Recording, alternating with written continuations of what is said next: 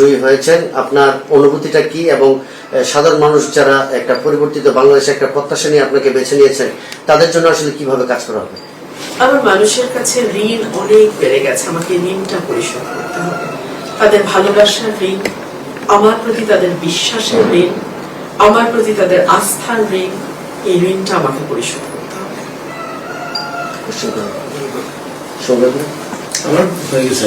সময় আমার মধ্যে 2000 কোশ্চেন। তারপর আমরা একটু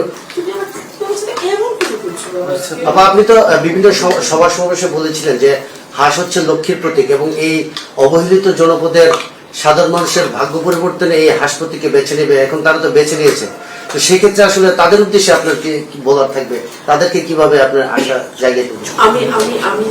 আমি যেই প্রতিশ্রুতিগুলো দিয়েছি নির্বাচনের তুমি এখন হাগু করবে, তোমার ভাবসাবের মনে হচ্ছে।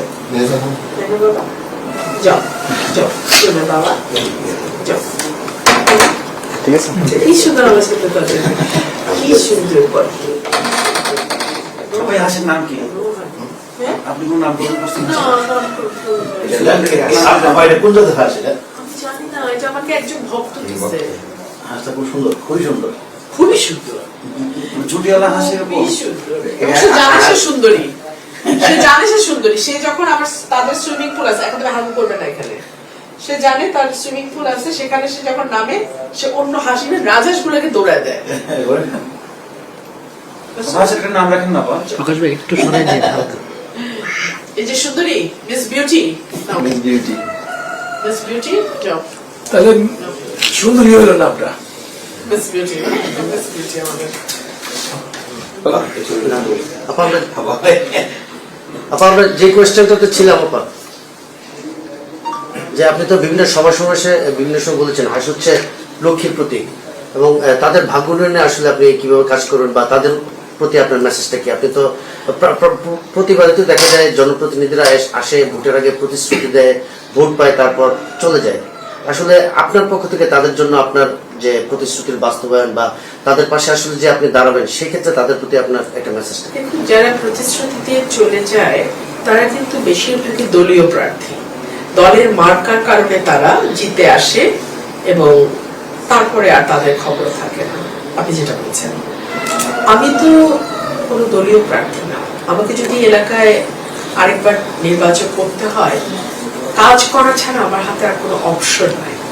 ধরুন আমি যদি কমিটমেন্টের কথা, ডেডিকেশনের কথা, অনেস্টির কথা বাদও দিই, আমি যদি কাজ না করি এটা তো আমার নিজের জন্য ক্ষতিকর। সো আমার নিজেকে টিকে থাকতে হলে কাজ করতেই হবে, এর বাইরে আমার আর কোনো অপশন নেই। আপনার একটা কোশ্চেন, আপনি একটু আগে বলেছেন যে আপনার প্রায় 100-এর উপরে নেতাকর্মীরা বহিষ্কৃত হয়েছে। আপনাকে যদি দল থেকে জায়গা করে দেয়, আবার পুনরায় নিতে চাই, এগুলো হয়েছে, এই প্রশ্নগুলো একবার না, অনেক। আপনার নেতাকর্মীদের তাদের অবস্থা কি হবে? তাদেরকে তো আর নিবে না, সেক্ষেত্রে আপনি এই বিষয়টা নিয়ে একটু না, এগুলো আচারে করে। আমাকে নিলে তো গোষ্ঠীর সময় আমাকে একলা নেবে দেখি। ঠিক আছে, অফিস থেকে পাঠালে লাগবে না, অফিস থেকে আসবে না, আপনারা ছাড়া তো করতে পারতাম। আপনারা ভাই হয়েছে না? হ্যাঁ, এখন জায়গা বলা